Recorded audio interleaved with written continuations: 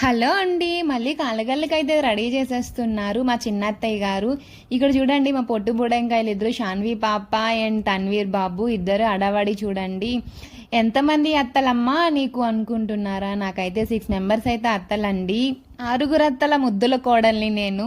Final గా ముగ్గు అయితే కంప్లీట్ చేసేసారు. నేను సోహన్ బాబు ఎలా రెడీ చేస్తున్నారు అని వచ్చామన్నమాట. కాలగల్లికి రోకళ్ళు అయితే తయారు చేసేస్తున్నారు మా 4 అత్తలు, ఇంకా మా పిన్ని వాళ్ళు కూడా మొత్తం రెడీ. ఇవన్నీ ప్రిపేర్ చేసేస్తే ఇంకా పెళ్లి కూతురు తీసుకొని వచ్చేయడమే. ఇంకా నేను కూడా వెళ్ళి రెడీ చెయ్యాలి.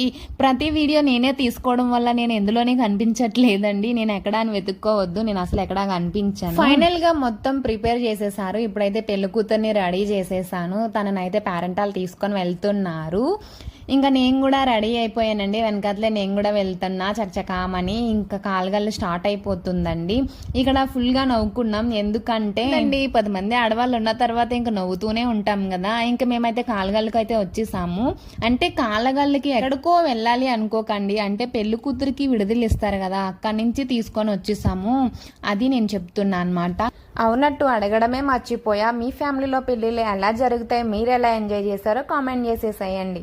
ఓకేనండి, బాయ్, కీప్ స్మైలింగ్.